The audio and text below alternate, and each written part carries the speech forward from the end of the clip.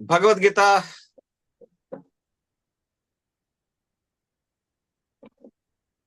హరే కృష్ణ.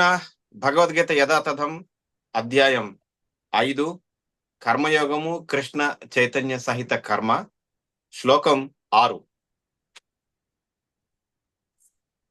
సన్యాసస్తు మహాబాహో దుఃఖమాప్నుమయో గతః యోగయుక్తో మునిర్బ్రహ్మ నచిరేణాధిగచ్చతి.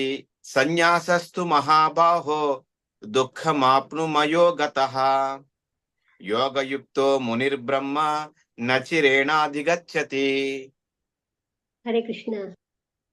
సన్యాసస్తు మహాబాహో దుఃఖమాప్నుమయో గతః యోగయుక్తో మునిర్బ్రహ్మ నచిరేణాధిగచ్చతి. భక్తియుత సేవ యందు నియుక్తుడు కాకుండా కేవలము కర్మలను త్యజించుట ద్వారా ఎవ్వరును సుఖమును పొందలేరు. కానీ భక్తి యోగం నందు నియుక్తుడైన మననశీలుడు పరబ్రహ్మమును శీఘ్రంగా పొందగలడు. హరే కృష్ణ. హరే కృష్ణ. కృష్ణుడు అర్జునుడితోటి కర్మయోగము, అది కూడా కృష్ణ చైతన్య సహిత కర్మ, ఈ కోణంలో చెప్తున్నారు ఆయన. ఇంతకు ముందు మనం చూడటం జరిగింది సాంఖ్యతత్వ విశ్లేషణ, భక్తియుక్త సేవ. ఈ రెండు ఒకే స్థాయిలో ఉన్నవాడిగా గుర్తించేవాడు యథార్థ దృష్టి కలిగిన వాడు అని చెప్పి దాని కొనసాగింపుగా భక్తియుక్త సేవ యందు నెలకొనకుండా కేవలము కర్మలను త్యజించుట ద్వారా ఎవ్వరూ సుఖమును పొందజాలరు అంటూ కృష్ణుడు చెప్తున్నారు.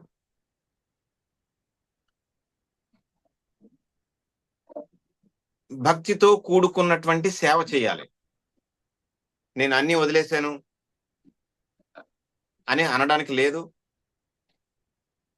కానీ భక్తియుక్త సేవ యందు నెలకొనిన ముని శీఘ్రముగా పరబ్రహ్మాన్ని పొందగలడు.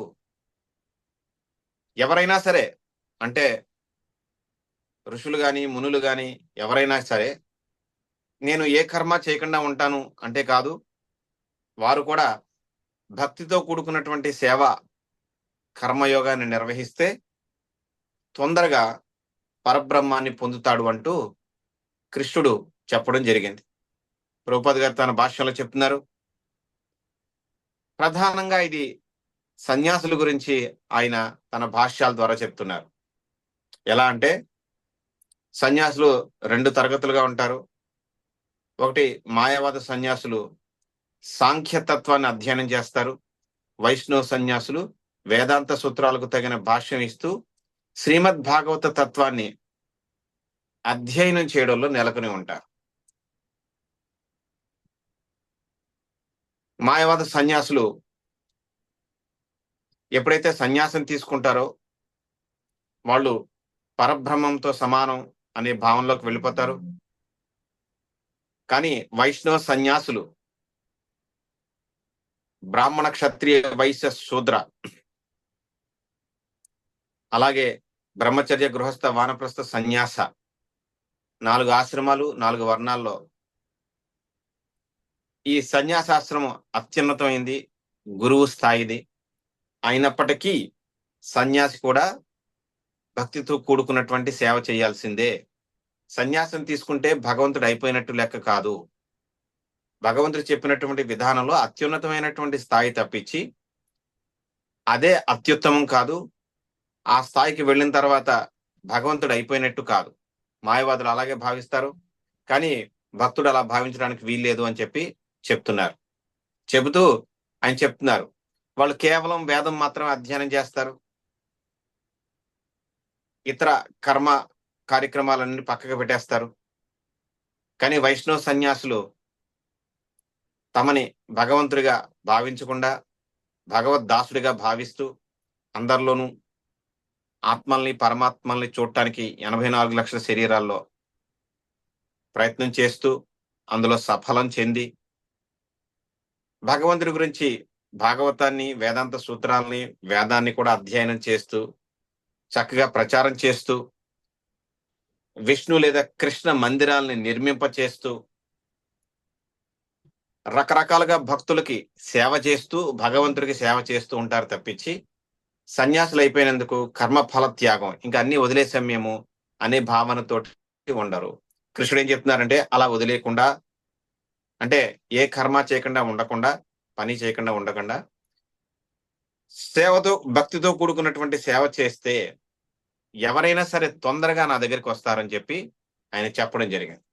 కనుక వైష్ణవ సన్యాసులు ప్రధానంగా దీన్నే దృష్టిలో పెట్టుకుంటారు.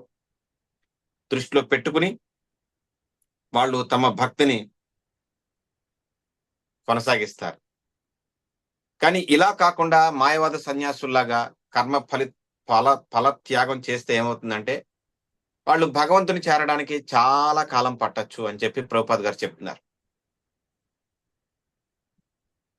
కర్మ కర్మ ఫల త్యాగం అంటే ఏ రకమైనటువంటి లాభాలను తీసుకోకుండా ఉండేటటువంటి స్థితికి వెళ్ళినా, అసలు ఏ సేవ చేయకుండా ఉన్నా కూడా వారు చాలా సమయం ఎదురు చూడాల్సి వస్తుంది భగవద్ధామానికి చేరుకోవడానికి. కానీ వైష్ణవ సన్యాసి కర్మ ఫల త్యాగం చేసి కేవలం వేదాంత అధ్యయనంతో పాటుగా వేదాంత సూత్రాల అధ్యయనం అలాగే భాగవతం అధ్యయనం చేసి భగవంతుడి గురించి ప్రచారం చేస్తూ ఉండడం కూడా గొప్ప భక్తియుక్తితో కూడుకున్నటువంటి సేవగా పరిగణింపబడుతుంది అనమాట. ఎవరికి అంటే భగవంతుడు చెప్పేటటువంటి విషయం ప్రకారం బ్రహ్మచారులైన గృహస్థులైన వానప్రస్థులైన సన్యాసులైన బ్రాహ్మణులైన క్షత్రియులైన వైశ్యులైన శూద్రులైనా సరే ఎవరైనా ఏ ఆశ్రమంలో ఏ వర్ణంలో ఏ స్థితిలో ఉన్నప్పటికీ కూడా కర్మ ఫల త్యాగం కుదరదు. అంటే ఆ కర్మ త్యాగం ఓకే కర్మ త్యాగం కుదరదు. కర్మ ఫల త్యాగం చేయడం అనేది అంత సులువైనటువంటి విషయం కాదు. అలా అని ఎలాంటి ఫలితం వస్తుందో తెలియదు కనుక అసలు కర్మ చేయాల్సిన అవసరం లేదని అనుకోవడానికి వీల్లేదు. ఖచ్చితంగా కర్మ చేయాల్సిందే. సో అది కూడా భక్తితో కూడుకున్నటువంటి సేవ చేస్తే తొందరగా భగవద్ధామానికి వెళ్తాము. అంతే తప్పించి వేదాంత అధ్యయనం చేసి మానసిక కల్పనలతోటి ముందుకు వెళ్తుంటే మాయావాదుల్లాగా మనం భగవద్ధామంకి వెళ్ళడం అనేది తీవ్రమైనటువంటి జాప్యానికి గురవుతుంది. అందుకని వేదాంత సూత్రాలతో పాటుగా భాగవతాన్ని కూడా అధ్యయనం చేసి, ఎందుకు భాగవతాన్ని అధ్యయనం చేయాలి? ఎందుకంటే భాగవతంలో భగవంతుడి యొక్క లీలలతో పాటుగా భగవద్భక్తుల యొక్క చర్యలు కూడా ఉన్నాయి. వాళ్ళెవరు కూడా కర్మని త్యజించలేదు. వారు చేసే కర్మని కృష్ణ చైతన్య సహిత కర్మగా వాళ్ళు మలుచుకున్నారు. చూడండి, ప్రహ్లాదుడు ఆయన గృహస్థుడే, అంబరీష్ మహారాజు ఆయన గృహస్థుడే, మీరు ఎవరిని తీసుకున్నా కూడా ధర్మరాజు ఆయన కూడా గృహస్థుడే. వీళ్ళెవరు తమ విద్యుక్త ధర్మాలను వదిలేయలేదు. ధ్రువుడు ఆయన కూడా గృహస్థుడే. వాళ్ళు కూడా కర్మ చేశారు, కానీ కర్మ యోగాన్ని నిర్వహించారు. కృష్ణ చైతన్య సహిత కర్మగా దాన్ని మలుచుకున్నారు. అందుకని వాళ్ళ గృహంలో ఉన్నా కూడా, భూమండల మొత్తాన్ని ఏలుతూ ఉన్నా కూడా, భార్యలు పిల్లలు కలిగి ఉన్నా కూడా, రాజ్య పరిపాలన చేస్తూ ఉన్నా కూడా భక్తి చేసి వాళ్ళు విజయవంతం అయ్యారు. వాళ్ళెవరు కర్మ యోగాన్ని వదిలేయలేదు. కర్మని చేయకుండా ఏమీ లేరు. వాళ్ళు చక్కగా అది కూడా గృహస్థ జీవితంలో నుండి చేస్తూనే తమ విద్యుక్త ధర్మాన్ని నిర్వహిస్తూనే వాళ్ళు ఎంచుకున్నటువంటి బ్రాహ్మణ క్షత్రియ వైశ్య శూద్ర ఈ కార్యక్రమాలు ఎవరికి వారు నిర్వహిస్తూనే అది కృష్ణ చైతన్య సహిత కర్మగా మలుచుకుని వాళ్ళని వాళ్ళు ఉద్ధరించుకుని ఇతరులను ఉద్ధరించే పని వాళ్ళు చేయడం జరిగింది. అందుకని కర్మయోగం తప్పనిసరి. కర్మని త్యజించేయడం కుదరదు, ఎవరికీ కుదరదు. వైష్ణవులు అలాంటి పని ఎప్పుడు చేయరు. ఆ కర్మని కృష్ణ చైతన్య సహిత కర్మగా మలుస్తారు. చూస్తానికి వాళ్ళు ఏమీ చేయనట్టుగానే కనిపిస్తుంది, కానీ వాళ్ళు కూడా చక్కగా అధ్యయనం చేస్తారు భగవద్గీత అంతాని, దాన్ని ప్రచారం చేస్తారు. ఇంకో ముఖ్యమైన విషయం ఏంటంటే వాళ్ళు ఎప్పుడు కూడా భగవంతుడిగా భావించరు. వాళ్ళు ఎప్పుడు భగవద్దాసులుగానే భావిస్తారు. భక్తులకి భగవంతుడికి సేవ చేయాలనే తాపత్రయంతో వాళ్ళు ఉంటారన్నమాట. అందుకని ఇక్కడ చెప్తున్నట్టుగా ఎవరైతే భక్తియుక్త సేవ యందు నెలకొనిన ముని శీఘ్రంగా పరబ్రహ్మాన్ని చేరతారు. భగవద్ధామానికి వెళ్తామనే విశ్వాసం కలిగి ఉంటారు. కానీ మాయవాద సన్యాసులకి ఇది చాలా చాలా చాలా సమయం పట్టే అవకాశం ఉంటది అంటూ మనకి ఇక్కడ కృష్ణుడు అర్జునుడి ద్వారా మనందరికీ కూడా చెప్తున్నాడు. అందుకని భక్తియుక్త సేవ యందు నెలకొనడం ఖచ్చితంగా జరగాల్సినటువంటి కార్యక్రమం. అలా చేయకపోతే ఎవరు సుఖపడలేరు ఇక్కడ. ఎందుకంటే భక్తి కాకపోతే ఈ భౌతిక ప్రపంచంలో ఏం చేసినా అది భౌతికమే అవుతుంది. భౌతికం మనకి ఎప్పటికీ దుఃఖాన్నే మిగులుస్తుంది. ఆధ్యాత్మికం మాత్రమే మనకి సుఖాన్ని ఇస్తుంది. ఇక్కడ అందుకే చెప్తున్నారు చూడండి, భక్తియుక్త సేవ యందు నెలకొనకుండా కేవలం కర్మలను త్యజించడం ద్వారా ఎవరు సుఖాన్ని పొందలేరు. ఖచ్చితంగా భక్తియుక్త సేవ చేయాల్సిందే. అలాగే దాని ద్వారా సుఖాన్ని పొందాల్సింది. ఇది కృష్ణుడు అంటే ఖచ్చితంగా నువ్వు కర్మ చేయాలి. అంటే అర్జునుడు ఏంటి? క్షత్రియుడు.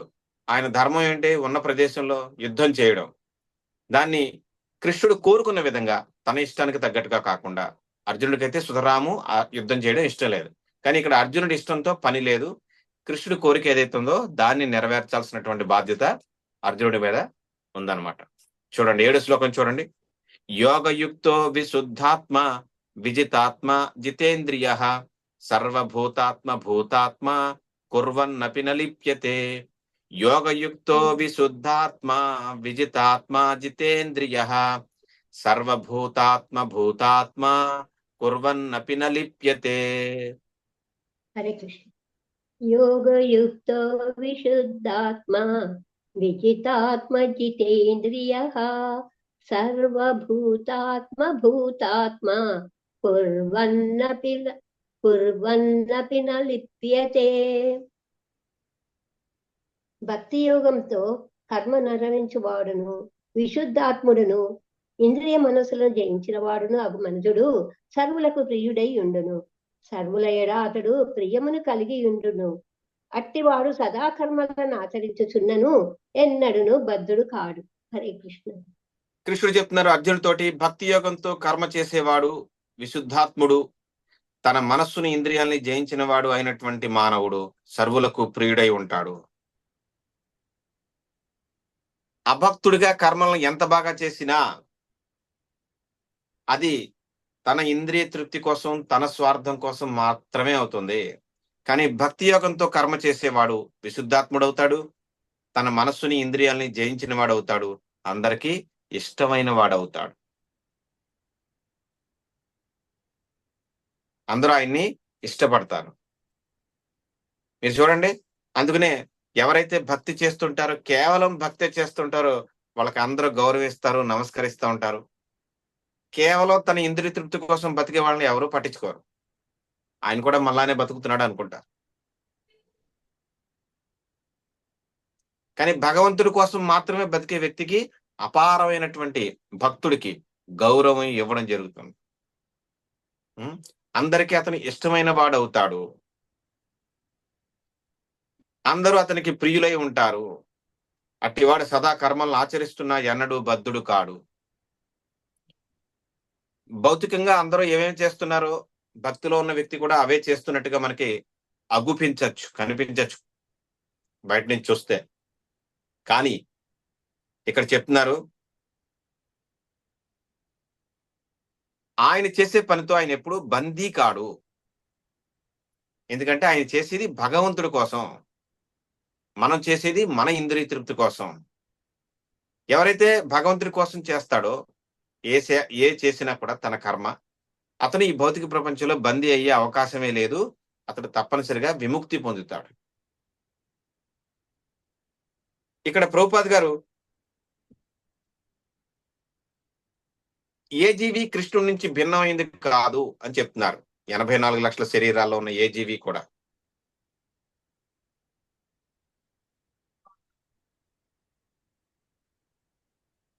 మనకి చెట్టు ఆకులు, కొమ్మలు అన్నీ కూడా వేరే వేరేగా కనిపించొచ్చు. కానీ అవన్నీ ఆ వృక్షం యొక్క భాగాలే. చెట్టు కాదవి. చెట్టులోని భాగాలు కలిపి మొత్తం అంతా కలిసి దాన్ని వృక్షం అని పిలుస్తాం. ఇక్కడ చెప్తున్నారు 84 లక్షల శరీరాల్లో భౌతిక ప్రపంచాల్లో ఎక్కడున్నా కూడా ఆ జీవి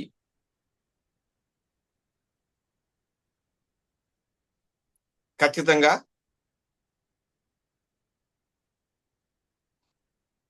కృష్ణుడికి సంబంధించిందే, ఆయన నుంచి వచ్చిందే.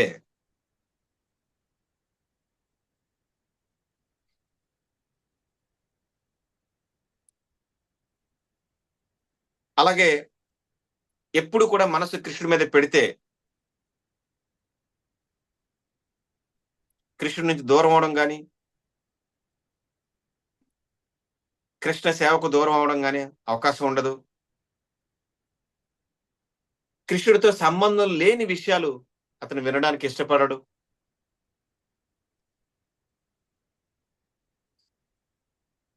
కృష్ణుడికి అర్పించింది ఏది అతను తినడు. ప్రభుపాద్ గారు చెప్తున్నారు.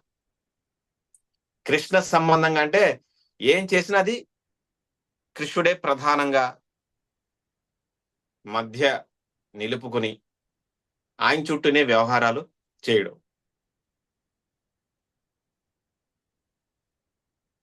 కృష్ణుడికి సంబంధం లేని ఏ ప్రదేశానికి అతను వెళ్ళడు.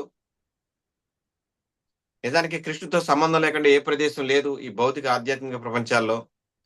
కానీ భౌతికమైనటువంటి భావనతో కూడుకున్నటువంటి ఏ ప్రదేశానికి అక్కడ కృష్ణుడు లేకపోతే అతను వెళ్ళడు. అందుకని అతని ఇంద్రియాలు నిగ్రహింపబడతాయి అని చెప్తున్నారు. ఎలా ఇంద్రియాలు నిగ్రహించుకోగలుగుతారంటే ఎక్కడంటే అది, ఏదంటే అది తినడం, ఎక్కడంటే అక్కడికి వెళ్ళడం, ఎవరితో అంటే వాళ్ళతో ఉండడం, ఇలాంటివన్నీ చేస్తే ఖచ్చితంగా మనం పతనం చెందే అవకాశం ఉంటుంది. కానీ భక్తుడు ఎప్పుడు కూడా ఏదంటే అది తినడు, ఎవరితో అంటే వాళ్ళతో తిరగడు, ఎక్కడంటే అక్కడికి వెళ్ళడు, కృష్ణుడికి సంబంధం లేకపోతే. అందుకని చక్కగా అతని ఇంద్రియాలు నిగ్రహింపబడతాయి.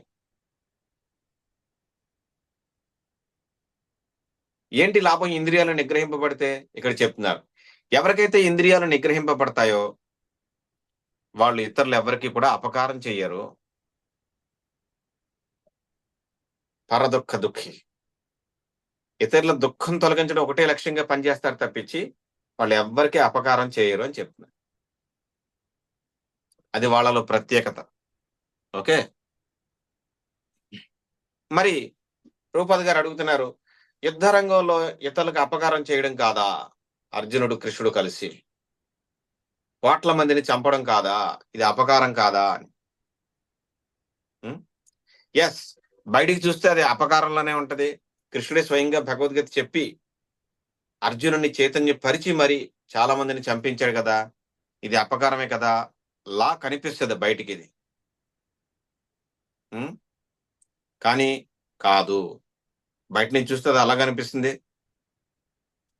ఎందుకంటే శరీరాలు మాత్రమే కనుమరుగవుతాయి తప్పించి ఆత్మకి ఎలాంటి మరణం ఉండదు. అది 2వ అధ్యాయంలోనే కృష్ణుడు చెప్పడం జరిగింది. ఓకే, సో ఇప్పుడు ఇంకేమీ ఇబ్బంది లేదు. ఈ విషయాన్ని అర్థం చేసుకుని యుద్ధం చేయాలి, ఈ విషయాన్ని అర్థం చేసుకుని భక్తి చేయాలి, ఈ విషయాన్ని అర్థం చేసుకుని ఈ భౌతిక ప్రపంచంలో మనుగడ నిర్వహించాలి. లేదంటే మనం ఎప్పుడు ఎవరో ఒకరి గురించి మరణ వార్త వింటూనే ఉంటాం, దుఃఖం వస్తూనే ఉంటుంది. మరణించేది కనిపించకుండా వెళ్ళిపోయేది కేవలం శరీరం మాత్రమే, ఆత్మకి మరణం లేదు. కనుక బాహ్యం నుంచి చూస్తే ఇది ఇంద్రియాలు నిగ్రహింపబడిన వాడు ఇతరులకు అపకారం చేస్తున్నట్టుగా కనిపించిన అది క్షత్రియ ధర్మం. ఏంటది? అది క్షత్రియ ధర్మం. యుద్ధానికి వచ్చిన తర్వాత యుద్ధం చేయకపోతే పాపం, యుద్ధం నుంచి వెళ్ళిపోతే అపరాధం. కానీ యుద్ధం చేయడం, యుద్ధంలో మరణించడము, యుద్ధంలో జయించడము భగవద్గీత ప్రకారం అది తప్పు కాదు. అది ఆ క్షత్రియుడి యొక్క విద్యుక్త ధర్మం. ఆ యుద్ధంలో పాల్గొనడానికి వచ్చిన వాళ్ళందరి యొక్క విద్యుక్త ధర్మం. కనుక ఎవరిని చంపినా, ఎంత మందిని చంపినా అర్జునుడు అది అపకారం కాదు. ఎందుకంటే అర్జునుడికి చెప్పేశాడు, అర్జునుడి ద్వారా మనకు కూడా చెప్పేశాడు. చంపుతుంది ఎవరిని? కేవలం శరీరాలను మాత్రమే. ఆత్మని ఎవరు ఏమీ చేయలేరు. కనుక ఆందోళన పడాల్సిన అవసరం ఏమీ లేదు.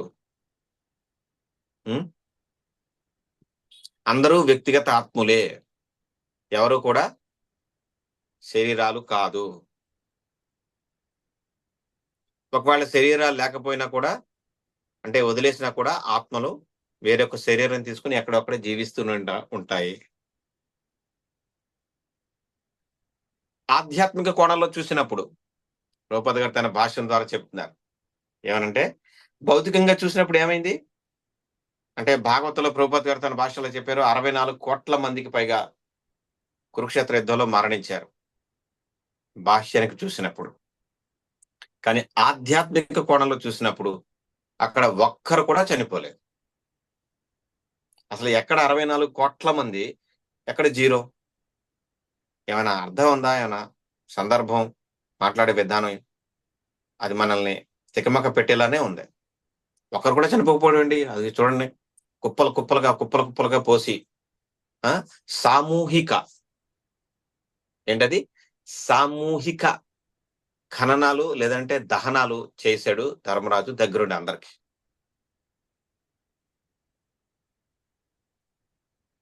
కోట్ల మంది, వందలు పదులు వందలు వేలు లక్షలు కాదు, కోట్ల మంది ఉన్నారు అక్కడ చనిపోయిన వాడు.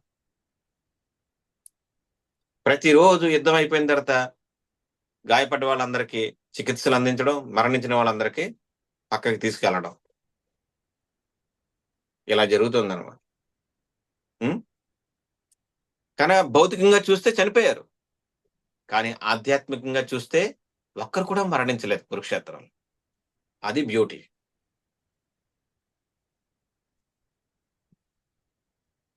ఎందుకంటే ఆ 64 కోట్ల ఆత్మలు అనుకోండి, నయనం చిందంతి శస్త్రాన్ని నయనం దహతి పావక నచైనం క్లది అంతే నశోషయతి మారుత. సో ఆ ఆత్మల్ని ఈ పాంచభౌతిక మూలకాలు గాని, పాంచభౌతిక ఆయుధాలు గాని ఏమీ చేయలేవు.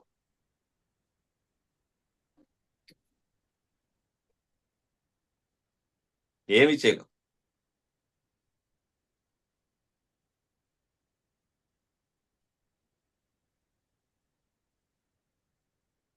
కృష్ణుడి కోరిక మేరకు, కృష్ణుడు చెప్పిన విధంగా కురుక్షేత్రంలో యుద్ధం చేస్తున్నాడు, చేయబోతున్నాడు, చేశాడు గనక, అంటే తన వ్యక్తిగత ఆనందాల కోసం కాదు, కృష్ణుడు కోరుకున్నాడు గనక చేశాడు గనక అక్కడ ఎలాంటి పాప ఫలం ఆయనకి అంటదు. మామూలుగా అయితే అంతమంది చావుకు కారణమైనందుకు వాళ్ళకి చాలా ఇబ్బందులు వచ్చే అవకాశం ఉంటది. కానీ క్షత్రియ ధర్మాలు వేరేగా ఉన్నాయి.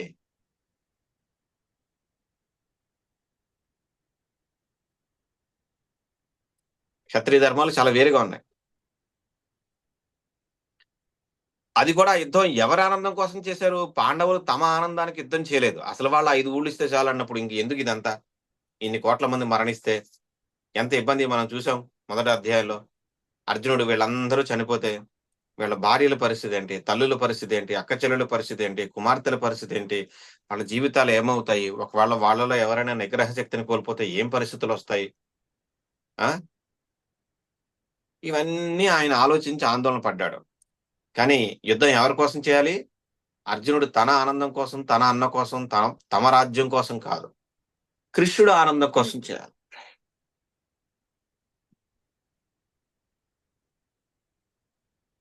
ఎందుకంటే ఆ యుద్ధం అక్కడ ఏర్పాటు చేసిందే కృష్ణుడు కనుక నేను చేయను అంటానికి లేదు. కానీ అనే అవకాశం ఉంది, స్వేచ్ఛ ఉంది. కానీ ఎందుకు చేయాలో కృష్ణుడు చెప్తున్నాడు. అదే భగవద్గీత. విద్యుక్త ధర్మం యుద్ధం మీన్స్. క్షత్రియుడు కనుక అర్జునుడికి అది వర్తిస్తుంది అనమాట.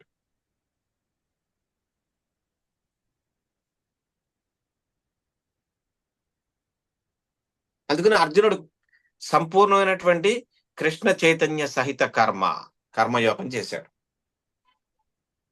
అందుకని ఆయన ఎక్కడ బంధింపబడడు. ఎన్ని రకాలైనటువంటి చావులుకి కారణమైనప్పటికీ కూడా యుద్ధంలో అతనికి ఎలాంటి పాపం అంటబడదు.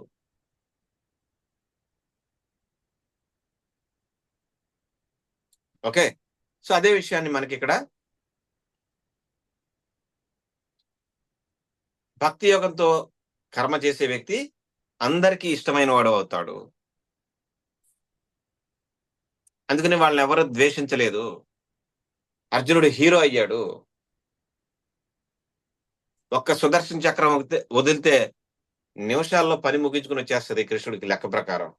ఆయన కూడా ఆ కీర్తిని అంతా అర్జునుడికి కట్టబెట్టాడు కృష్ణుడు. కురుక్షేత్ర యుద్ధంలో హీరో అయ్యాడు అర్జునుడు. ఎందుకంటే ఆయన భగవద్గీత విన్నాడు, కృష్ణుడి కోసం పనిచేశాడు. అలా ఎవరైనా సరే కృష్ణుడి కోసం పనిచేస్తే వాళ్ళని భౌతిక ప్రపంచంలో చాలా ఉన్నత స్థితిలో కృష్ణుడు కూర్చోబెట్టేస్తాడు తీసుకెళ్ళి,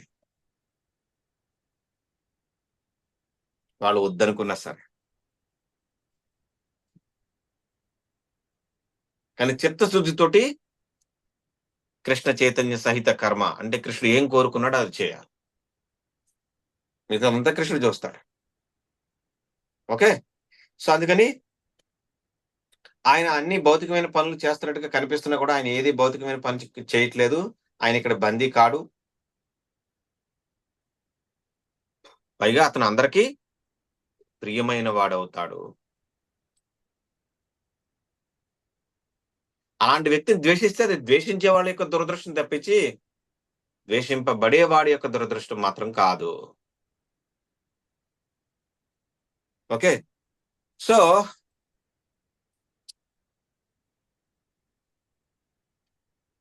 ఇవాల్టి 8-9 శ్లోకాలు చూడండి.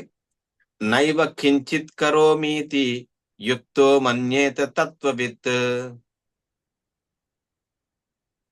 పశ్యన్ శృణ్వన్ స్పృశన్ జిఘ్నన్ అస్నన్ గచ్చన్ స్వపన్ శ్వసన్ ప్రలపన్ విసృజన్ గృహ్ణన్ ఉన్మిషన్ నిమిషన్ అపి ఇంద్రియాణి ఇంద్రియార్థేషు వర్ధంత ఇది ధారయన్. మళ్ళీ ఇంకోసారి చూసుకోండి.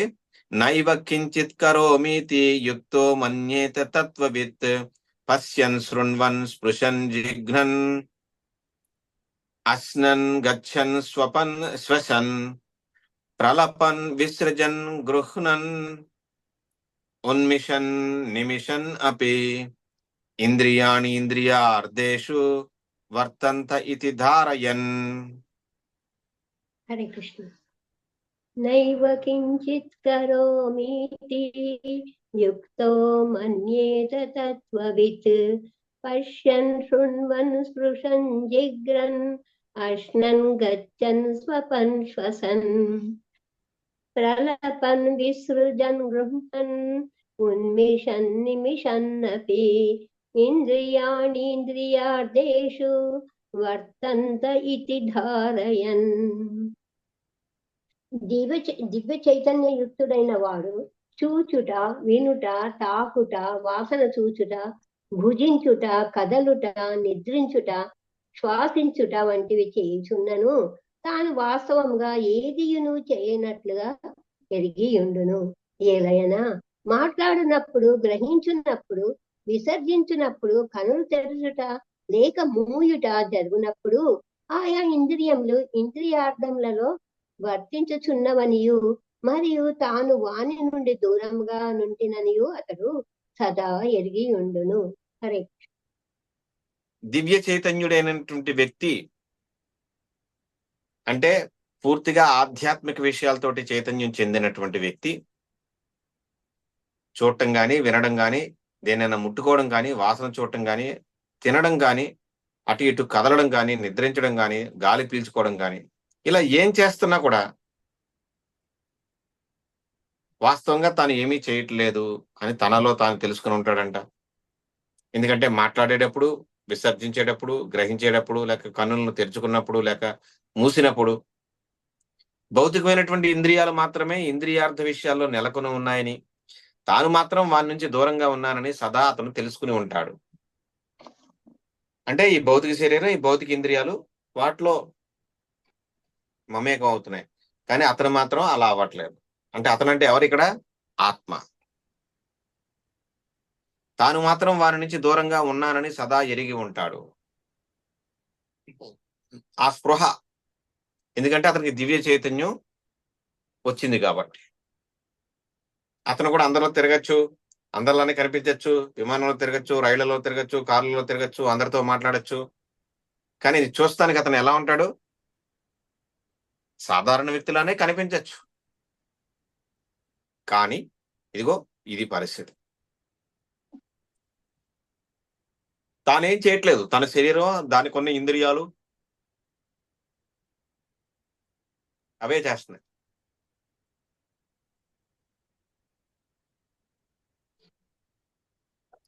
సో ప్రభుపాద చెప్తున్నారు, కర్త, కర్మ, సన్నివేశం, ప్రయత్నం, అదృష్టం.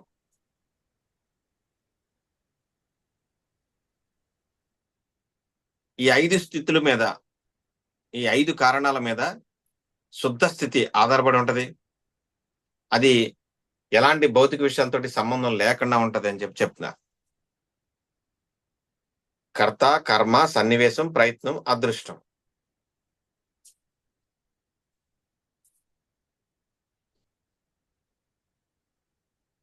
సో అవి వాటంతటా జరుగుతాయి అంతే.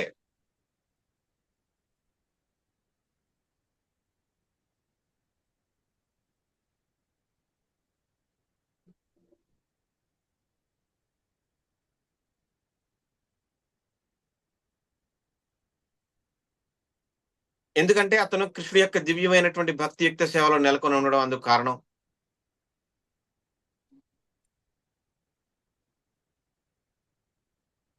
ఆయన అలా చేసుకుని పోతా ఉంటాడు అంతే కృష్ణుడి కోసం. ఏది జరిగినా జరుగుతా ఉంటది. ఉం?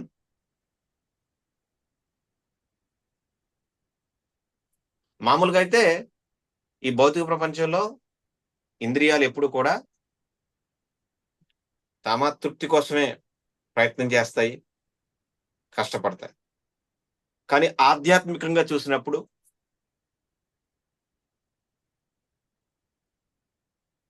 ఆ ఇంద్రియాలతోటి భగవత్ ప్రీతిని కోర్చడం, ఇది చేస్తారు. అందుకని అతను సదా ముక్తుడై ఉంటాడు. ఎందుకంటే ఆయన ఇంద్రియాలు కేవలం భగవత్ సేవ కోసం తప్పించి భౌతికమైన విషయాల కోసం దేనికోసం వాడడు గనక, ఉపయోగించడు గనక అతను సదా ముక్తుడై ఉంటాడు. జీవన్ముక్తుడు అని పిలుస్తారు అందుకనే. అంటే జీవించి ఉండగానే ముక్తి పొందినవాడు. అంటే ముక్తి పొంది అక్కడికి వెళ్తే ఎలాంటి లక్షణాలు ఉంటాయో ఒక వ్యక్తికి, ఆ లక్షణాలను ఇక్కడ ప్రదర్శించేవాడు.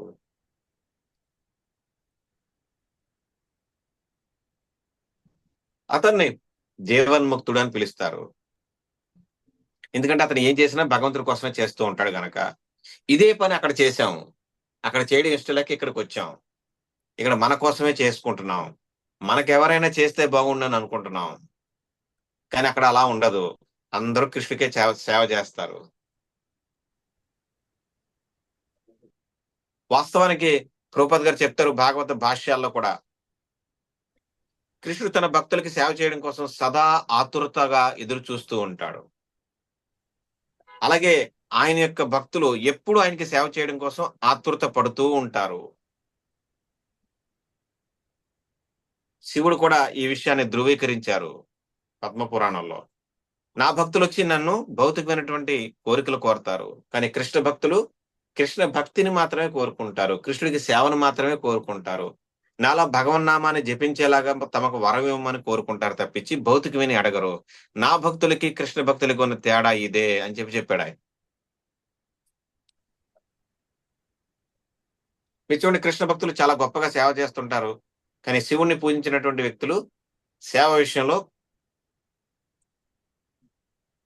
అంత ముందు ఉండరు అనమాట.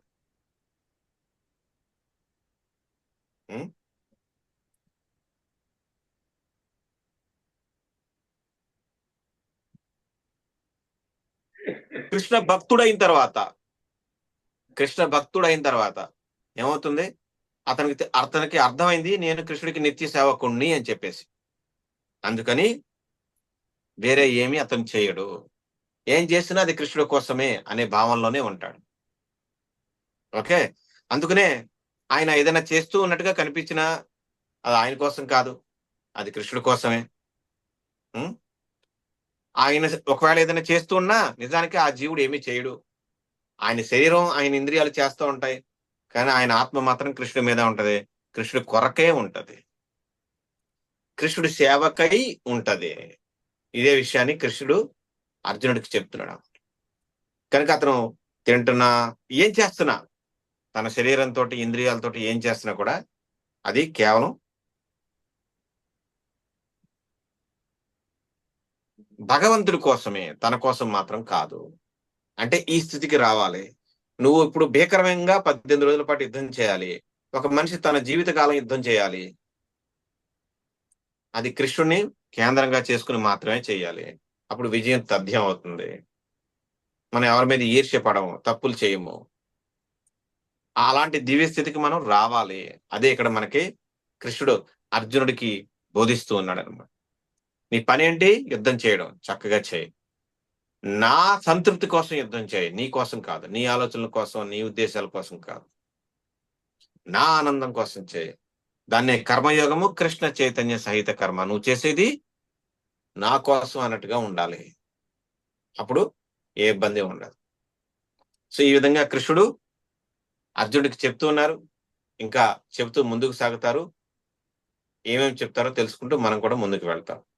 హరే కృష్ణ హరే కృష్ణ కృష్ణ కృష్ణ హరే హరే, హరే రామ రామ రామ హరే హరే. గ్రంథరాజ్ శ్రీమద్ భగవద్గీతకి జై, వ్యాస భగవానునికి జై, ప్రభుపాదకి జై, గురుదేవ్కి జై, అనంతగౌడ వైష్ణవ వృందకి జై. ఇథాయి గౌర్ ప్రేమానందే, హరి హరి బోల్. హరే కృష్ణ. హరే కృష్ణ ప్రభుదైన ప్రణామం. ధన్యవాద ప్రభుజీ, ధన్యవాదాలు. అందరికీ మరొక ధన్యవాదాలు కోరుకుంటూ, ఎవరికైనా ఏమైనా సందేహాలు ఉంటే అడగచ్చు. మనకి ఇంకా 15 నిమిషాల టైం ఉంది. మీలో ఎవరికైనా ఏమైనా సందేహాలు, ఎటువంటి సందేహాలను అడగచ్చు ప్రభువుని.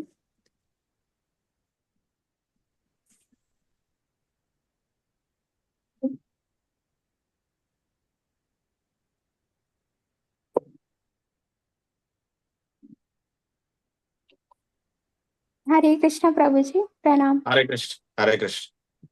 ప్రభుజీ, అంటే ఇప్పుడు దీక్ష తీసుకుంటారు కదా ప్రభుజీ, అందరు కొంతమంది. సో దీక్ష తీసుకొని వాళ్ళు తీసుకోలేదంటే, తీసుకోకపోతే గోలోకానికి వెళ్ళడం పాసిబుల్ కాదా ప్రభుజీ? సో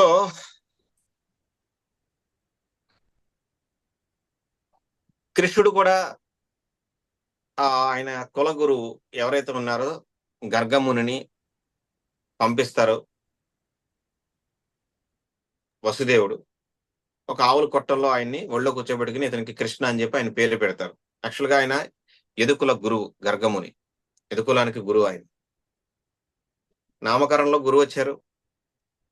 పెరిగి పెద్దవాడు అయిన తర్వాత మళ్ళీ వసుదేవుడి దగ్గరికి వచ్చిన తర్వాత, మధుడి దగ్గరికి జైలు నుంచి విడిపించిన తర్వాత ఆయన మళ్ళీ స్కూల్కి పంపిస్తారు. అక్కడ కూడా గురువు ఉన్నాడు. 64 కళల్లో 64 రోజులు నేర్చుకున్నారు. తద్విద్ది ప్రణిపాతి అయిన పరిప్రశ్న అయిన సేవ ఉపదేశించితే జ్ఞానం జ్ఞానిన తత్వదర్శన కృష్ణుడు స్వయంగా చెప్పాడు. శిష్యస్తేహం సాదిమాం త్వాం ప్రపన్నం అన్నాడు అర్జునుడు. అర్జునుడిగా ఉన్నంతసేపు భగవద్గీత చెప్పబడలేదు. ఆయన కృష్ణుడికి శిష్యుడిగా మారిన తర్వాత మాత్రమే భగవద్గీత చెప్పబడింది. తప్పనిసరిగా మనం గురువుని తీసుకుని తీరాలి. తీసుకొని వ్యక్తి భగవద్ధామానికి వెళ్లేందుకు అవకాశాలు చాలా వరకు లేవు, తక్కువ. ఎందుకంటే ఎవరింటికన్నా వెళ్ళాలంటే మనం ఖచ్చితంగా సరైనటువంటి చిరునామాని కలిగి ఉండాలి. అప్పుడు మాత్రమే మనం వెళ్ళగలుగుతాము. భగవద్ధామం, భగవత్ తత్వం తెలియకుండా భగవద్ధామంలో ప్రవేశించడం కుదరదు. అది తెలియాలంటే ఖచ్చితంగా మనం గురువుని ఆశ్రయించి తీరాల్సిందే. లేదంటే బయట ఎక్కడ పుస్తకాలు కొనేసి చదివేసి నేను కృష్ణ అనేసాను అన్నా కూడా కృష్ణుడు దాన్ని అంగీకరించడు. ఎందుకంటే ఆ వ్యక్తికి అహంకారం, మిథ్యా గర్వం, కామ క్రోధ లోభ మద మాత్సర్యాలు ఏ స్థాయిలో ఉన్నాయో గణింపబడతాయి. ఎందుకంటే గురువు దగ్గర వినయంగా ఉండని వ్యక్తి భగవంతుడి దగ్గరికి వెళ్ళిన తర్వాత వినయంగా ఉండే అవకాశం ఉండదు. అందుకని ఆ వినయాన్ని మనకి కృష్ణుడే స్వయంగా చైతన్య మహాప్రభులో వచ్చి నేర్పించారు. ఆయన తన గురువుల విషయంలో, ఆయన గురువు భార్యల విషయంలో, ఆ గురువులు పరంపరలో ఉన్నటువంటి శిష్యుల ద్వారా కూడా ఆయన అది చేసి చూపించారు. అందుకని భగవద్ధామం వెళ్ళాలంటే తప్పనిసరిగా ఆధ్యాత్మిక గురువు, అది కూడా పరంపరలో ఉన్నటువంటి గురువు తప్పనిసరి. లేని వ్యక్తులు భగవద్ధామానికి వెళ్ళినట్టుగా అసలు ఆల్మోస్ట్ ఆల్ లేదు ఎక్కడన్నా. సహజంగా ఉండరు. వాళ్ళు ఎక్కడో అక్కడ ఎవరో ఒకరి ద్వారా ప్రేరణ పొంది, ఎవరో ఒకరి ద్వారా మంత్రదీక్ష పొంది, ఎవరో ఒకరి సూచనల సలహాల ద్వారా భక్తి చేసి వెళ్ళుండాలి తప్పించి, ఎవరు కూడా గురువు లేకుండా వారంతట వారు వెళ్ళరు. ఎందుకంటే ఎవరికి ఆధ్యాత్మిక విషయాలు ఈ భౌతిక ప్రపంచంలో తెలియవు. అందుకని గురువు తప్పనిసరి అవుతాడు. అతను గురువు లేకుండా మంచివాడిగా ఉన్నా, భక్తి బాగా చేసినా కూడా అతను మళ్ళీ జన్మ తీసుకోవాల్సి ఉంటది. గురువు ఆవశ్యకత ఏంటో తెలుసుకోవాల్సి ఉంటది. భవిష్యత్తులో మళ్ళీ ఎవరైనా ఇలా వ్యవహరిస్తారని ఉద్దేశంతో కృష్ణుడు కూడా తాను గురువును తీసుకున్నాడు. చైతన్య మహాప్రభు గురువుని తీసుకున్నాడు. పరంపర తప్పనిసరిగా ఉండాల్సిందే. అప్పుడే భద్రంగా మనకు అది వస్తది, ఆ భగవద్గీత, భగవతత్వం. లేదంటే మాయావాదులు ఎక్కడికక్కడ ఇష్టం వచ్చినట్టు రాస్తారు, ఇష్టం వచ్చినట్టు చెప్తారు. మనం తప్పుదారి పట్టే అవకాశం ఉంటది. కనుక గురువు చాలా చాలా చాలా తప్పనిసరి. అందుకని మీరు చూడొచ్చు, అందరికీ గురువులు ఉన్నారు. గురువు లేకుండా ఎవరూ లేరు. అంటే ప్రభుజీ కొంతమందికి తీసుకోవాలని ఉన్న అటువంటి అన్ని పాటించే అంటే ఇంట్లో అటువంటి పరిస్థితులు ఉండకపోవచ్చు కదా ప్రభుజీ. అప్పుడు కూడా ఏం చేయాలి మరి? మనం ఏం చేయగలం? ఆ పరిస్థితులను కల్పించుకోవాలి, ఆ వాతావరణాన్ని సృష్టించుకోవాలి, దానికోసం తీవ్రంగా ప్రయత్నం చేయాలి. అప్పుడు కృష్ణుడు అది గ్రహించి వాళ్ళకి ఆ ఏర్పాటు చేస్తాడు. ఎవరికి కూడా గురువును తీసుకునే పరిస్థితులు ఉండవు. ఎందుకంటే ఇంట్లో ఏదో రకమైనటువంటి పరిస్థితులు ఖచ్చితంగా ఉంటాయి. కనుక ఎవరైతే శ్రద్ధగా చేస్తున్నారో చూసి కృష్ణుడు వాళ్ళకి ఆ ఏర్పాటు చేస్తాడు. తర్వాత వాళ్ళని భక్తుల సాంగత్యంలోకి తీసుకొచ్చేస్తాడు. లేదా ఆ భక్తుడు సహాయంతో ఆ కుటుంబాన్ని మార్పిస్తాడు. లేదంటే ఆ కుటుంబాన్ని వదిలేసేలా చేస్తాడు. కనుక ఎవరి ఇంట్లోనూ కూడా అందరూ భక్తులు కాలేరు. ఎవరికైతే గత జన్మల్లో ఈ జన్మల్లో ప్రాప్తం ఉందో, పాపాలు చేయడం ఆపేసి పుణ్యం మాత్రమే చేస్తారో, ఏషాం త్వంతగతం జనాన పుణ్యకర్మణ, వారికి మాత్రమే భక్తి వస్తుంది, గురువు దొరుకుతాడు. అందరికీ దొరకడు. కానీ ఆ దొరికిన దాన్ని, విలువైన దాన్ని జాగ్రత్తగా దాచుకోవడం, జాగ్రత్తగా చూసుకోవడం, జాగ్రత్తగా ఉంచుకోవడం, జాగ్రత్తగా పెంచుకోవడం అనేది ఆ ఆత్మ చేయాల్సినటువంటి పని. ఎవరికి భక్తి సేవడు అంత సులువు కాదు. పెద్ద పెద్ద సన్యాసులకు కూడా ఇబ్బంది ఉంది. వాళ్ళని కూడా మాయాదేవి వదలదు. భగవద్ధామానికి వెళ్ళకుండా ఎన్ని మార్గాలు ఉన్నాయి, అన్ని మార్గాల్లోనే అందరినీ అడ్డుకోవడం ఆవిడ పని. దానికి ఎవ్వరు అతీతులు కాదు. అందుకని గురువు లేకపోతే మనం ఆ బలాన్ని పొందలేము, ఆధ్యాత్మిక బలాన్ని పొందలేము. అందుకని ఆధ్యాత్మిక జీవితంలో గురువు తప్పనిసరి అవుతాడు. కనుక అనుకూలం లేకపోతే అనుకూలం చేసుకోవాల్సినటువంటి బాధ్యత మన మీద ఉంటది. Okay Prabhuji, thank you. Hari Hare Krishna Prabhuji, ప్రణామాలు Yes, ప్రభుజీ. ప్రభుజీ, ఇప్పుడు మామూలుగా మంత్ర దీక్ష సరిపోతుందా ప్రభు? బ్రాహ్మణ దీక్ష కూడా కంపల్సరీ ఉండాలా ప్రభుజీ? బ్రాహ్మణ దీక్ష తప్పనిసరి కాదు. బ్రాహ్మణ దీక్ష ఎవరి కోసం అంటే, ఎవరైతే విగ్రహాలకి సేవ చేయాలనుకుంటున్నారో, ఎవరైతే విగ్రహాలకి స్వయంగా నైవేద్యం తయారు చేయాలనుకుంటున్నారో వాళ్ళకు మాత్రమే బ్రాహ్మణ దీక్ష. బ్రాహ్మణ దీక్ష అందరికీ అవసరం లేదు. హరినామంతో కూడా భగవద్ధామానికి వెళ్ళిపోవచ్చు, హరినామ దీక్షతో పాటుగా. ఓ హరే కృష్ణ, అదే డౌట్. బ్రాహ్మణ దీక్ష తప్పనిసరి కానే కాదు. శ్రద్ధగా భక్తి చేస్తే హరినామ దీక్ష ఒకటే చాలు. కానీ మేము రాధాకృష్ణులకి ప్రత్యేకంగా సేవలు చేస్తాం, ప్రత్యేకంగా వండి పెడతాం. ఎందుకంటే బ్రాహ్మణులు కాందే విగ్రహాలకి నైవేద్యం చేయడం కుదరదు, కొన్ని ఇబ్బందులు ఉన్నాయి, సరైనటువంటి విధానాలు పాటించాల్సిన అవసరం ఉంటది. అందుకని ఇవన్నీ పాటించాల్సి ఉంటది.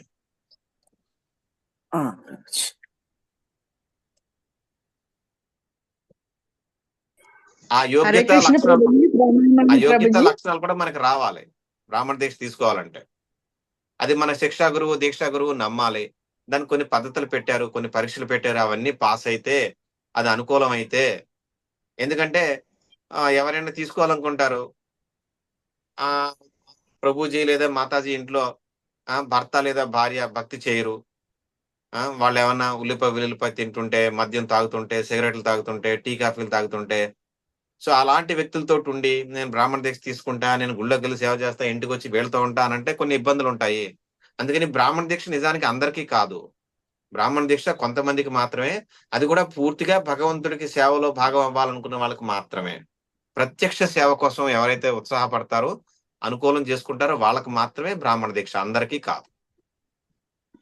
ఓకే ప్రభుజీ, డౌట్ అర్థమైంది ప్రభుజీ. ఇప్పుడు నేను అనుకున్నాను ఫస్ట్ దీక్ష ఇది రెండు ఉంటేనే మనకి ఇది అవుతుందేమో అనుకున్నా, కానీ ఇప్పుడు అర్థమైంది.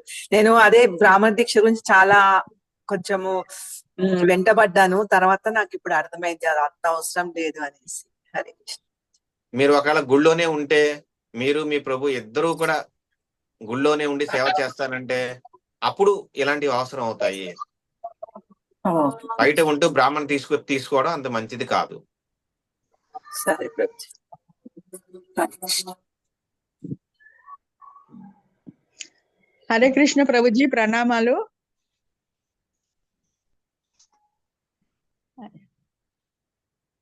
హరే కృష్ణ ప్రభుజీ, ప్రణామాలు ప్రభుజీ.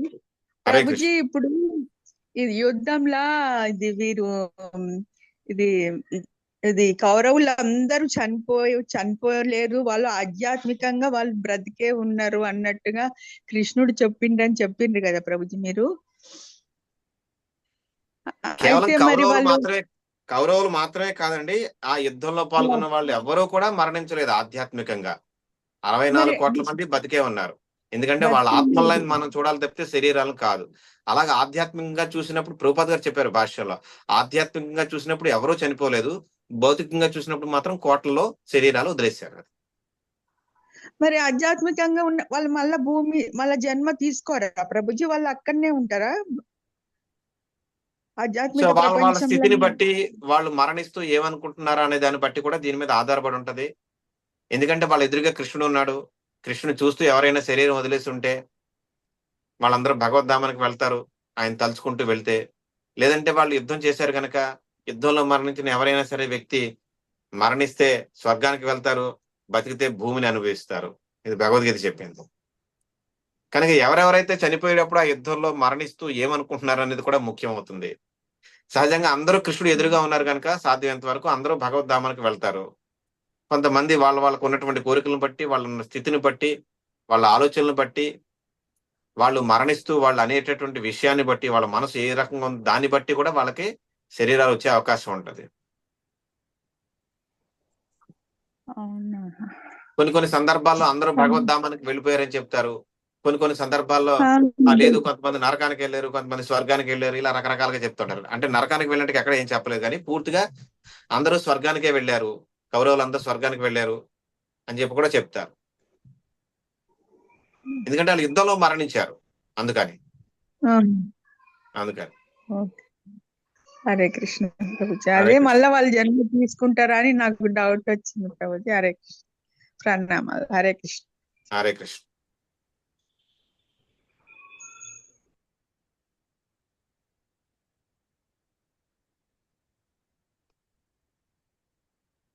కొంతమంది ఏం చెప్పారంటే అందరూ భగవద్ధామానికి వెళ్ళిపోయారని చెప్పారు. కొంతమంది అలా చెప్పలేదు. కొంతమంది ఆచార్యులు, కొంతమంది స్వర్గానికి వెళ్ళారు, కొంతమంది భగవంతుని తెలుసుకుంటూ భగవద్ధామానికి వెళ్ళారు, కొంతమంది శరీరాలు మార్చుకుంటారు, ఇలా. ఎందుకంటే 64 కోట్ల మంది ఏమనుకున్నారో మనకు తెలియదు కదా, అది సమస్య. మరి ప్రభుజీ ఇంతమంది చనిపోవాల్సిన కృష్ణుడు ఎందుకంత అట్లా ఆయన సంకల్పం ఎందుకు అట్లా ఉండే, ఇంతమంది చనిపోవాలని? భూమి మీద భారం పెరిగిపోయింది, అసుర సైన్యం పెరిగిపోయింది, అధర్మం పెరిగిపోయింది గనక ధర్మాన్ని పునఃస్థాపించడానికి, అసురులను తగ్గించడానికి, భూమికి బరువు తగ్గించడానికి వచ్చాడు ఆయన. అందుకని అంత పెద్ద యుద్ధం చేసి భూభారం తగ్గించాడు. ఏం పర్వాలేదు, మరణించిన మళ్ళీ అందరూ పుడతారు, ఏం నష్టం లేదు. హరే కృష్ణ. కేవలం శరీరాలు మాత్రమే మారినాయి, ఆత్మలకు ఏం కాలేదు. ఆత్మలు మళ్ళీ శరీరాలు తీసుకుంటాయి. కృష్ణుడికి తెలుసు కనుక కృష్ణుడు అక్కడ ఏం జరిగినా బాధపడ్డు. అర్జునుని కూడా బాధపడొద్దని చెప్పాడు. ధర్మరాజు కూడా యుద్ధం అయిపోయిన తర్వాత చెప్పాడు, నువ్వు నా వల్లే జరిగింది, నా వల్లే జరిగింది, ఇన్ని కోట్ల మంది చావుకారు నేనే కారణం అనుకుని ధర్మరాజు అంటుంటే భీష్ముడు చెప్పాడు, అసలు నీకేం అవునవును. సంబంధం లేదు, ఇది మొత్తం కృష్ణుడి ప్లాన్ ప్రకారమే జరుగుతుంది, ఆయన ఏదనుకుంటే అదే జరుగుతుంది, నువ్వు నేను ఒక ఇన్స్ట్రుమెంట్స్, నిమిత్త మాత్రం, మనం ఆయన చేతుల ఆయుధాలు మాత్రమే తప్పితే మనం ఏమి చేయట్లేదు, ఇక్కడ అంతా ఆయన ప్లాన్ ప్రకారమే జరుగుతుంది, నీ వల్ల ఒక్కరు కూడా చనిపోలేదు, నువ్వేమి అలా ఆందోళన చెందొద్దు, అంతా కృష్ణుడే దగ్గరుండి అంతా జరిపిస్తున్నాడు, ఆయన ప్రణాళిక ప్రకారం చెప్తాడు అన్నమాట. మరణించానని ఆందోళన ప్రభుజీ పడాల్సిన అవసరం. ప్రభుజీ ఇప్పుడు మళ్ళీ ఉక్రెయిన్ రష్యా ఇది 2 దేశాలు కూడా ఇప్పుడు చాలా యుద్ధం అయిపోతుంది. అది కూడా అది ఎట్లా అనుకోవాలి అది ప్రభుజీ? కూడా మన అది కూడా అది భౌతికంగా కూడా అది కూడా అది కూడా అంతే. చాలా మంది అడుగుతారు, నువ్వు దేవుని చూసావా, దేవుడు యుద్ధం చేయడం చూసావా, దేవుడు ఎందుకు రావట్లేదు, ఇలా రకరకాలుగా అడుగుతుంటారు. కలియుగంలో భగవంతుడు రావక్కర్లేదు, ఆయన సేవకులు కోటాను కోట్ల మంది ఉన్నారు, వాళ్ళే చేస్తుంటారు. సో మనుషుల్లోనే దైవీ లక్షణాలు, రాక్షస లక్షణాలు ఉంటాయి. అవి ఏ లక్షణాలు విజృంభిస్తే దానికి తగ్గట్టుగా భక్తులు అవుతారు. ఆ దైవీ లక్షణాలు లేకపోతే రాక్షస లక్షణాలు ఉంటే ఇగో ఈ యుద్ధాలు చేసుకుంటూ ఉంటారు, ఒకరి మీద ఒకరు దాడులు చేసుకుని. అందుకని కృష్ణుడు వచ్చి ఎవరిని చంపాల్సిన అవసరం లేదు, వాళ్ళు తయారు చేసుకున్న ఆయుధాలతోటి వాళ్ళే వాళ్ళ శరీరాలు మార్చుకుంటూ ఉంటారు. అక్కడ ఇజ్రాయెల్లో చుట్టుపక్కల ఉన్న దేశాల మీద ఇజ్రాయెల్ దాడులు చేస్తుంది, ఇక్కడ రష్యా ఉక్రెయిన్ మీద దాడి చేస్తుంది. అందుకే కృష్ణుడు రావాల్సిన అవసరం లేదు, దేవతలు కూడా రావాల్సిన అవసరం లేదు, మన పని మనమే చేసుకుంటూ ఉంటాం. భూమి మీద బరువు పెరుగుతుంటది, జనాభా, దాన్ని తగ్గించేస్తూ ఉంటాడు.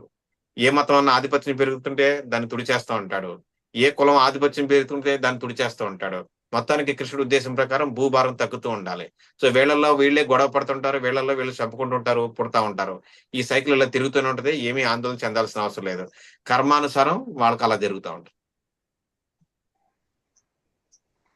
అంటే ఇదంతా కృష్ణుని ప్లానే అనుకోవచ్చా ప్రభుజీ? ఇప్పుడు మళ్ళీ కూడా మనం ఇప్పుడు అహం సర్వకారణ కారణం, అన్నిటికీ నేనే కారణం అని కృష్ణుడు చెప్పాడు. లేదంటే చిన్న విషయాలు చర్చలతో జరుపుకోవచ్చు, నేను నాది అనే అహంకారంతో కొట్టుకుంటున్నారంతా, అందుకని అనుభవిస్తున్నారు.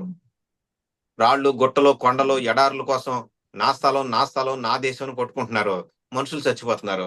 ఆ రాళ్ళు రప్పలు అలాగే ఉంటాయి, వాళ్ళకి బుర్ర పనిచేయట్లేదు. వాళ్ళు రాక్షసాహారం తింటున్నారు, రాక్షస పుస్తకాలు చదువుతున్నారు, రాక్షసుల్లానే ప్రవర్తిస్తున్నారు. వాళ్ళలో దైవీ గుణాలని ఎవరూ పెంచట్లేదు, అందుకే కారణం ఇదంతా. ఓకే ప్రభుజీ, హరే కృష్ణ.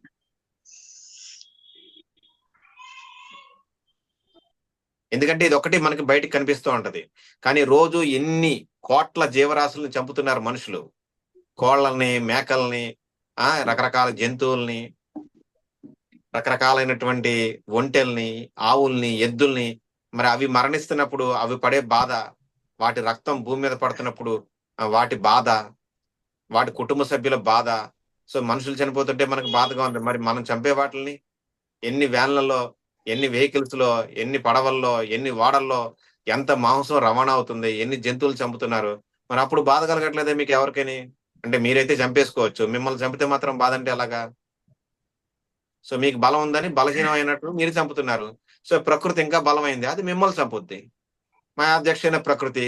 సో ఈ ప్రకృతి మీద కృష్ణుడు ఆధీనంలో ఉంటది, అంటే కృష్ణుడు ప్లాన్ ప్రకారం జరుగుతుంది. సో వీళ్ళందరూ అనవసరంగా గోవుల్ని చంపుతున్నారు, కోళ్ళు, మేకలు, గొర్రెలు అన్నిటిని చంపుతున్నారు, ఒంటెల్ని. మా పుస్తకాల్లో రాస్తున్నాయి, మా దేవుడు అడిగాడని చంపుతున్నారు. సో అలాగే వాళ్ళ దేవుడే చంపుతున్నాడు వాళ్ళని.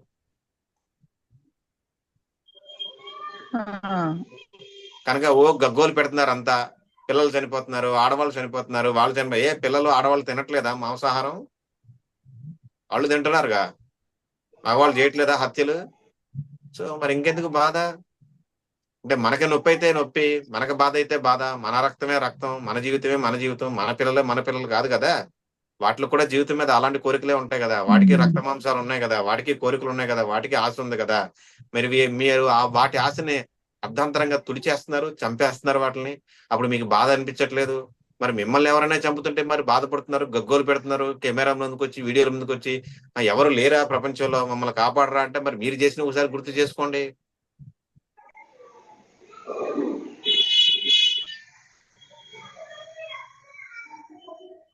హరే కృష్ణ.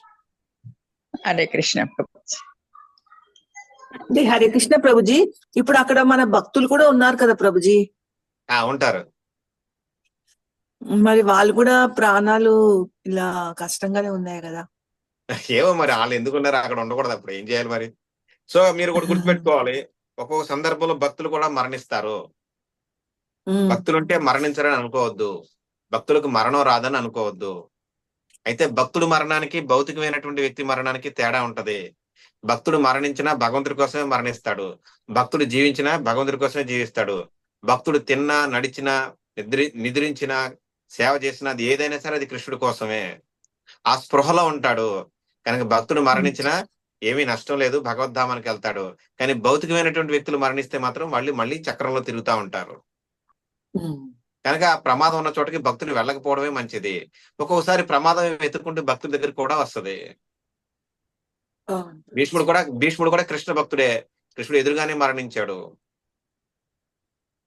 చాలా మంది అందులో కృష్ణ భక్తులు ఉన్నారు, వాళ్ళు కృష్ణుడు చూస్తుండగానే మరణించారు. మరి వాళ్ళకు కూడా మరణం వచ్చింది కదా కురుక్షేత్రంలో. సో కృష్ణుడు వెళ్ళిపోయిన తర్వాత చాలా మంది యాదవులు కొట్టుకుని చనిపోయారు. ద్వారకా నగరం మునిగిపోయింది, కోట్ల మంది చనిపోయారు. మరి వాళ్ళందరూ కూడా కృష్ణ భక్తులే కదా, కృష్ణుడు వంశీయులే కదా, కృష్ణుడు సంతానమే కదా. మరి వాళ్ళు చనిపోలేదా? సో భౌతిక ప్రపంచం దుఃఖాలయం, పదం పదం యత్ విపదాం నటేషాం. సో అడుగు తీసి అడిగేస్తే ప్రమాదం ఉంది, భక్తుడికైనా అభక్తుడికైనా. అయితే భక్తుడి మరణం భౌతికమైనటువంటి వ్యక్తి మరణం లాంటిది కాదు. ఒకవేళ అక్కడ మరణించినా సరే అది భౌతికమైనది కాదన్నమాట. అది భౌతికమైనది కాదు. అతను ఖచ్చితంగా కృష్ణ స్పృహతోటే శరీరాన్ని వదులుతాడు. సాధ్యమైనంత వరకు అలాంటి ప్రదేశాల నుంచి దూరంగా ఉండడమే మంచిది. వాళ్ళ పుస్తకాలు, వాళ్ళ ఆలోచన విధానం, వాళ్ళ తిండి, వాళ్ళు నమ్మే పద్ధతి, వాళ్ళు పూజించే విధానాలు అన్ని కూడా తమోగుణంతో కూడుకుని ఉంటాయి. సో రాక్షస ప్రవృత్తి ఉంటది.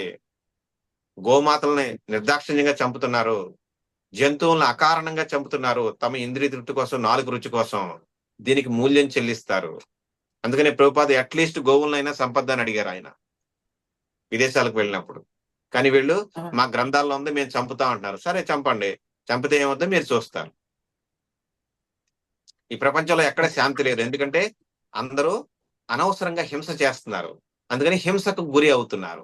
అందులో భాగంగా కొంతమంది భక్తులు కూడా ఈ ప్రమాదం జరిగే అవకాశం ఉంటది. అందుకని దుష్టులకు దూరంగా ఉండాలి.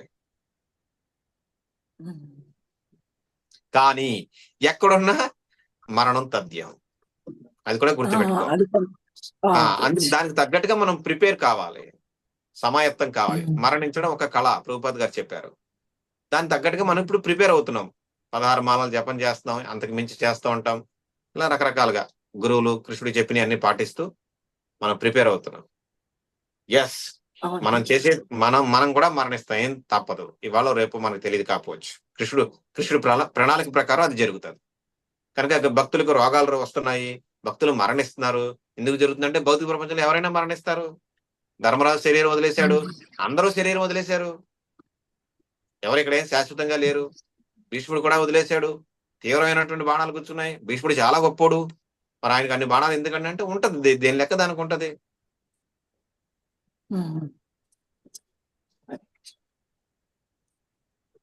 ప్రభుజీ అంటే ఎవరైనా మరణం తథ్యం అనేది కరెక్టే ప్రభుజీ. కానీ సమ్ టైమ్స్ ఎలా అవుతుందంటే భక్తిలోకి వచ్చాక కూడా ఆయన పైన అపారమైన విశ్వాసం ఉంటుంది. బట్ స్టిల్ ప్రాబ్లమ్స్ కూడా పెరుగుతుంటాయి ప్రభుజీ. అసలు భక్తి అంటేనే పెద్ద ప్రాబ్లం అని. ప్రాబ్లమ్స్ పెరుగుతుంటాయి ప్రభుజీ. అంటే నమ్మకం ఉంటుంది అయినా కూడా, కానీ ప్రాబ్లమ్స్ కూడా పెరుగుతుంటాయి. అంటే కృష్ణుడు మనల్ని పరీక్షిస్తున్నాడు. ఇప్పుడు కలిసి కూర్చుంటారు, కలిసి భోజనం చేస్తారు. అర్జునుడు కృష్ణుడు అయితే కలిసి పడుకుంటారు బావా అనుకుంటూ. మరి వాళ్ళకి సమస్యలు రాలేదా? వాళ్ళ భార్యని జుట్టు పట్టుకుని లాక్కు రాలేదా? చీర లాగలేదా? వాళ్ళతో మాయాజోదం ఆడి వాళ్ళని ఇంట్లోంచి గెంటేయలేదా? ఎన్ని మార్గాలు ఉన్నాయి, అన్ని మార్గాల్లో చంపడానికి ప్రయత్నం చేయలేదా? వాళ్ళకి ఇబ్బందులు రాలేదా? వచ్చినాయి కదా. సో ఎవరికైనా వస్తాయి కష్టాలు. ఇక్కడ ఇది దుఃఖాలయం. నార్మల్ పీపుల్ అనుకుంటారు కదా ప్రభుజీ, ఇంత అయినా కూడా మీకు ప్రాబ్లమ్స్ వస్తున్నాయి అనేసి. అదే ఇప్పుడు వాళ్ళకి తెలియదు ఏంటంటే భక్తులై ఉండి మీకు ఎందుకు ఈ కష్టాలు వస్తున్నాయని. ఇది దుఃఖాలయం. పదం పదం యత్ విపదాం.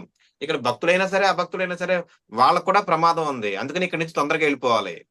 అది వాళ్ళకి తెలియదు ఎలా వెళ్ళాలో, కానీ మనకు తెలుసు. దుఃఖం ఉందని మనకి తెలుసు, ప్రమాదం ఉందని మనకి తెలుసు, వాళ్ళకి తెలుసు. కానీ ఈ ప్రమాదం నుంచి బయటపడటం ఎలాగో వాళ్ళకి తెలియదు. మరణం తర్వాత ఏం జరుగుతుందో వాళ్ళకి తెలియదు, ఇక్కడి నుంచి ఎలా వెళ్ళాలో వాళ్ళకి తెలియదు, కానీ భక్తుడికి తెలుసు. సో భక్తుడు ఏమనుకుంటాడంటే తనకు వచ్చేటటువంటి కష్టాలు కృష్ణుడు ఇచ్చేటటువంటి పరీక్షలు అనుకుంటాడు, పరీక్షలు అనుకుంటాడు. దాన్ని ఓపికగా భరిస్తాడు. కృష్ణుని నిందించడు, ఎవరిని నిందించడు. తన గత కర్మ లేదంటే తన గత జీవితంలో చేసినటువంటి పాపాలన్నీ ఇప్పుడే అనుభవిస్తున్నానని అనుకుంటాడు. ఎవరిని నిందించడు, ఎవరి మీదకి యుద్ధాలకు వెళ్ళాడు, ఓపికగా భరిస్తాడు. కానీ అభక్తుడు అలా చేయలేడు. దేవుణ్ణి తిడతాడు, దేవుణ్ణి విమర్శిస్తాడు, మతం మార్చేస్తాడు, పార్టీలు మార్చేస్తాడు. కానీ భక్తుడు అలా చేయడు. కృష్ణుడు నాకు ఇచ్చిన వరం ఇది. ఎందుకంటే కుంతిదేవి అడిగింది, మాకు ఇంకా కష్టాలు ఇవి, నువ్వు ఇప్పుడేమో యుద్ధం జరిపించేసావు, మాకు రాజ్యం ఇప్పించేసావు, ధర్మరాజు సింహాసనం ఎక్కేశాడు, కిరీటం పెట్టుకున్నాడు, మాకు ఇంకా ఏ శత్రువులు లేరు, ఏ ఇబ్బందులు లేవు, మేము హ్యాపీగా ఉంటాం, అందుకని నిన్ను మర్చిపోతాం మేము, అందుకని మాకు మళ్ళీ కష్టాలు, అప్పుడు నిన్ను తలుచుకుంటూ ఉంటాం అన్నారు. సో అందుకని ఇక్కడ ఎంత ఎక్కువ కష్టాలు ఉంటే అంత ఎక్కువగా భగవంతుని తలుచుకుంటారు. సుఖాలు ఉన్న వాళ్ళు భగవంతుని తలుచుకోవట్లేదు, వాళ్ళు తలుచుకోరు. అందుకని కష్టాలు ఉండడమే మంచిది ఒక రకంగా చూస్తే, కానీ వద్దని మనం కోరుకుంటాం. ఉంటేనే మనం భక్తి చేస్తాం, లేకపోతే చేయలేం. కానీ ఇంత చేస్తున్న కష్టాలు వస్తాయంటే గత కర్మల్లో మనం చేసి ఇప్పుడు అనుభవించేస్తున్నాం, హ్యాపీగా ఉండొచ్చు. ఇక మనం వాటి నుంచి విముక్తి చెందుతాం, ఫ్రీ అయిపోతాం. అందుకని కష్టాలు కూడా మంచివే. ప్రాబ్లమ్స్ లో నామస్మరణ పెరుగుతుంది, కరెక్టే ప్రభుజీ. అయితే ఇప్పుడు ఈ ప్రాబ్లమ్స్ ని మనము ఆయన పైన విశ్వాసంతో అన్నిటిని క్రాస్ చేస్తూ ఉంటే ఆయన మనకి సుకృతి ఇస్తుంటాడా ప్రభుజీ? ఇస్తాడు కదా. ఆయన మరి ఆ ప్రాబ్లమ్స్ అన్ని కూడా తట్టుకుంటూ మనం నిలబడుతున్నందుకు ఆయన మనం చూసి చాలా సంతోషపడతాడు. సరైన సమయంలో మనకి లిఫ్ట్ ఇస్తాడు, అంటే చేయిచ్చి మనల్ని తీసుకువెళ్తాడు. బాగా తట్టుకుని నిలబడినందుకు బాగా భక్తి ఇస్తాడు. మనల్ని గత కర్మల నుంచి, పాపాల నుంచి, అన్నిటి నుంచి మనల్ని బయటపడేస్తాడు. ఎన్ని ఇబ్బందులు వచ్చినా కూడా తనను వదలకుండా, తన భక్తుల సాంగత్యం వదలకుండా ఉన్నందుకు ఆయన చాలా సంతోషపడతాడు.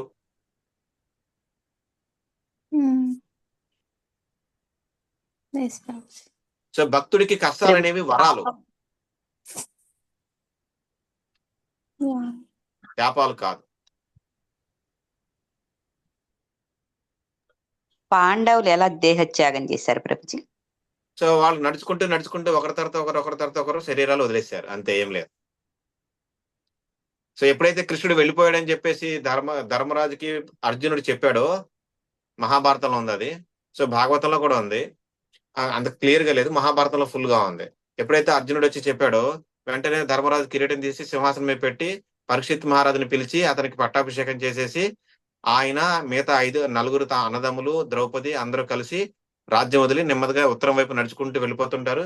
1 by 1 అలా పడిపోతారు, నడుస్తూ శరీరం వదిలేస్తారు, వాళ్ళ ఆత్మలు పైకి వెళ్ళిపోతాయి. ఒకరిని చూసి శరీరాలు వదిలేసుకుంటూ వెళ్ళిపోతుంటారు. చాలా ఈజీగా వాళ్ళ డెత్ జరిగింది. వాళ్ళు ఏం పెద్ద పెయిన్ ఫీల్ అవ్వలేదు, భీష్ముడిలాగా ఇబ్బంది పడలేదు.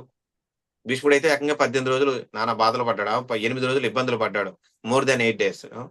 10వ రోజు నేల కూలాడు, ఆ తర్వాత ఇంక 8 రోజులు యుద్ధం జరిగింది. ఆ తర్వాత మళ్ళీ కొద్ది రోజుల తర్వాత వాళ్ళు వచ్చారు, ఉత్తరాయణం కోసం ఎదురు చూశాడు, ఈ బాణాల నొప్పి అంతా భరించాడు. కానీ పాండవులకు అలాంటి ఏ ఇబ్బంది లేదు. వాళ్ళు చాలా స్మూత్ గా హాయిగా అలా నడుస్తూ కృష్ణుని తలుచుకుంటూ వాళ్ళ శరీరాలు వదిలేశారు. చాలా ఈజీ డెత్. ఓకే, నిజానికి అవి భక్తులు చనిపోవడం కాదు, భక్తులది తిరోభావం. మళ్ళీ ఏ పని మీద వచ్చారో ఆ పని మీద పూర్తి చేసుకుని తిరిగి వెళ్ళిపోతారు. వాళ్ళు దేవతలై ఉంటే ఆయా దేవతా లోకాలకు వెళ్ళిపోయారు, లేదు కృష్ణుడే కావాలనుకున్న వాళ్ళు కృష్ణుడి దగ్గరికి వెళ్ళిపోయారు. Thank you Prabhuji.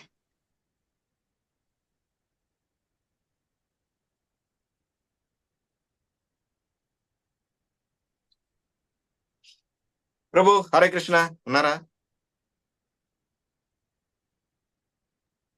హరే కృష్ణ ప్రభుదన, చాలా చాలా సంతోషం ప్రభు. అందరి క్వశ్చన్లకు కూడా సమాధానం చెప్పారు. ఇక మన యొక్క తదుపరి కార్యక్రమం ప్రేయర్స్కి వెళ్దాం. ఎవరికైనా ఏమైనా ప్రేయర్స్ రిక్వెస్ట్ ఉంటే చెప్పచ్చు.